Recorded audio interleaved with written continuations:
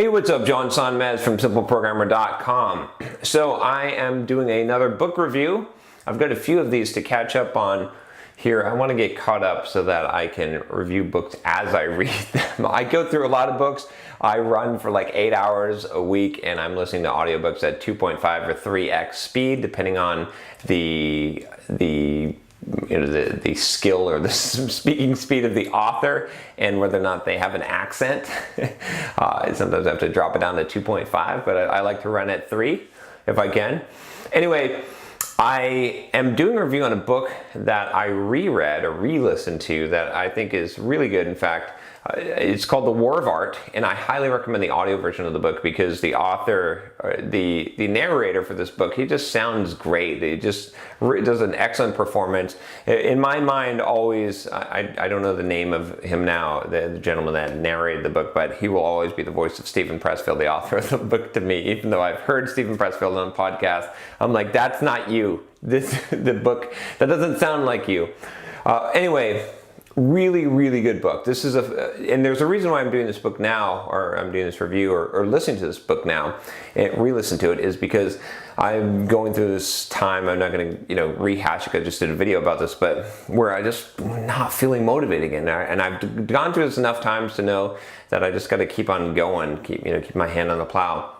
This is a book that can help you do that. This is a book that literally changed my life, and I'll tell you how. I remember back when I was first listening to this book the very first time, and I've listened to this book probably 6 or 7 times, to be honest with you.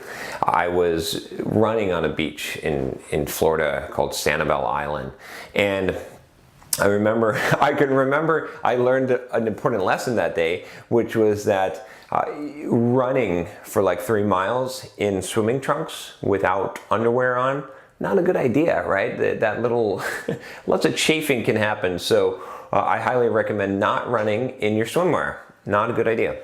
But anyway, what I also learned, I remember being at this point in my life where I was doing the Pluralsight courses, and I had this goal of getting 36 Pluralsight courses done that year, and I was about halfway through.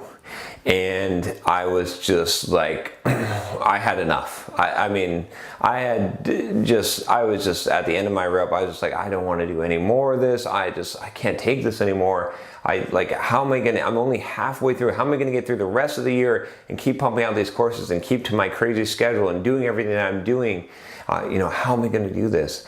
And this book really came through. It was the right time. And, the book is about resistance, which is this holy evil force that causes you procrastination. It is a immovable, nameless, faceless, unemotional force of the universe that we all face and we fight against, and it stops us from becoming our best. It stops us from doing our creative work. It stops us from succeeding. And for me, this book at that time when I was struggling, it helped me because it showed me that there's a lot of other people that are struggling. This is the human condition. This is a common thing, is that we all face this resistance. Anytime we're trying to improve ourselves in some way, anytime we're trying to do something creative or complete something that is great or produce our best work, to move from a lower level of consciousness to a higher level of consciousness, there's this resistance, and it fights us. And it fights us with every essence of its being. And it is us. It's internal, right? It's our procrastination. It's this, just whatever it is. But he describes it. He gives it a name. He gives it emotions. He gives it a description that we can all relate to in this book. And then he tells us how to conquer it. And he says that the only way to conquer this resistance is just to sit down and do the work. And that clicked for me, this idea between an amateur and a professional, and what a professional is. And a professional is someone who just shows up. They don't wait for inspiration to strike. They sit and they put their fingers to the keyboard and they type out their book, and they do it every single day. They show up no matter what, no matter how they feel, no matter what's going on, and they get it because they have to do it, right? And that's the difference. And when I started looking at things like that, it really changed things for me. I feel like that book helped me to get through that point, to realize that I just needed to put my hand on the plow. That I just needed to go forward and do it. And I completed those Pluralsight courses that year. In fact, I completed them early.